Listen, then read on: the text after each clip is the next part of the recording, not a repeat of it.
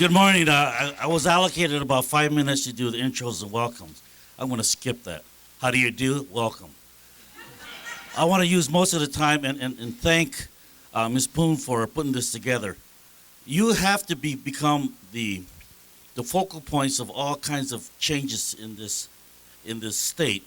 And if it happens in this state, in this area, then it'll happen throughout the country because California seems to create the trend.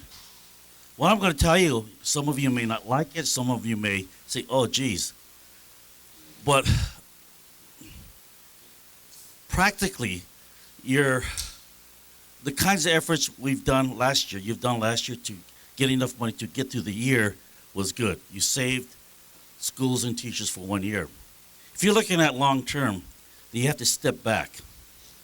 And what I mean by that is we have to look at public education in its historical context, understand the language of policies, then understand the cyclical nature of our economy and its impact on all the institutions that depend upon the economy.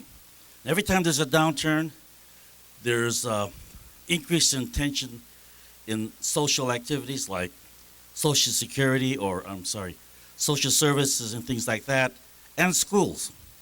Then the mantra is, cut the furthest from the classroom. And you hear that every 8, 10 years. And it happens all over again. When good times come back, everybody's saying, how the hell did our schools get this bad? Who was responsible for it? Short-term memory, right? It was us. So what's the problem? All of you can identify it. The super majority or the super minority that controls the funding mechanism in the state legislature, correct? We know what we're talking about there, right? You need 4 or 5 extra votes to create the super majority to pass a budget. More than 50%, more than 51%, almost 65, 66% plus. That's not democratic. So we know that a minority can control the situation in the state. So if you're not looking at that, that's part of the solution. Some of you will be looking at that. I understand you'll be looking at targeting 4 or 5 Republican people who's close to yes, then getting them to yes. The second is Prop 13. Prop 13 had its good parts. Legislators didn't do their part back in 75, 76, 77, 78. For 13 years, they didn't do it. So Gann and whatever other guy's name was, Gann and Jarvis and Gann, big apartment owners, they got it passed through an initiative. And ever since then, everything got passed through initiatives.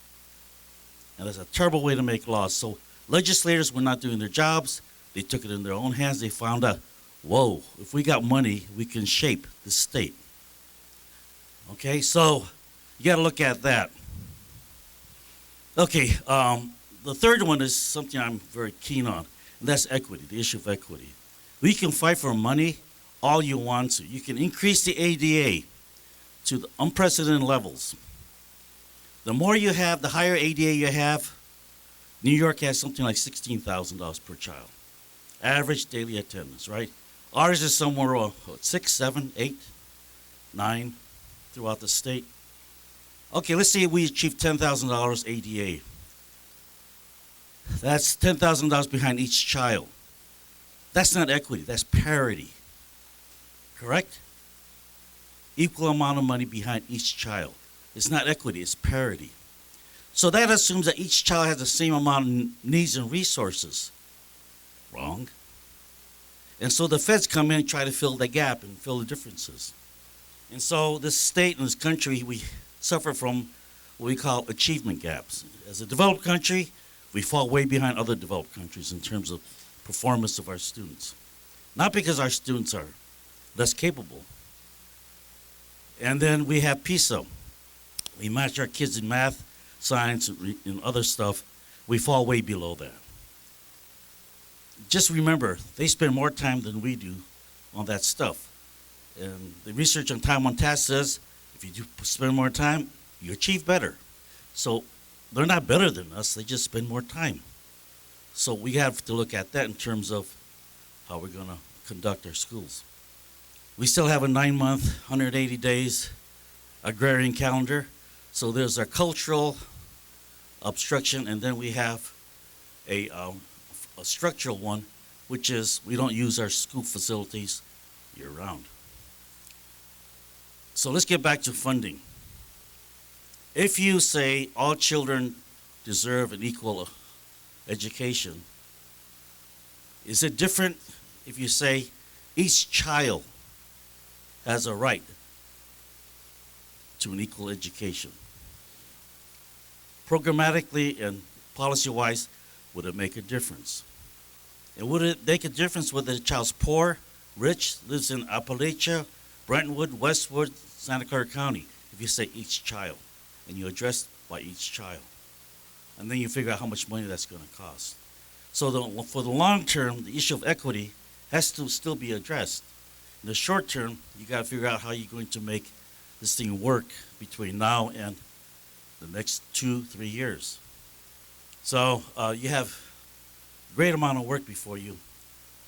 There's an article in The Educator, the very first page. It's an article I wrote on preserving the American dream. It touches on all those points. And if you're looking for transformative education based on individual equity and a child's civil rights, I'd read this, and then I'd read Pedagogy of the Oppressed by Paulo Freire. It helps you get beyond the paradigm of what it is that we're doing today. Why aren't we doing better? What do we need more? And you step back further and you look at a different paradigm, and all of a sudden things become more clear. Let me leave you with this idea.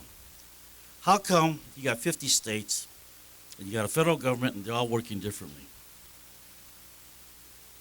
And how come we can do that and say that we have a national security issue in public education? That we have massive gaps between community of colors, classes, and other kinds of division? What role does zoning laws have in the makeup of schools? And our schools are a reflection of our neighborhoods. So who creates the neighborhoods? And then last one, if time is the only currency a child goes to school with, because they're required to go to school by law, right? 6 to 16. If they're required to go to school and the only currency they have is time, and we don't spend their time properly, are we open for a civil rights suit? Because you can't take the time, bank it, and then withdraw it later. So think about the urgency of each child. I don't care if they're from Palo Alto, Cupertino, East Side, Appalachia, Gulf Coast. Each child's currency is being misspent. So with that, I commend you for your work. Thank you very much for having me.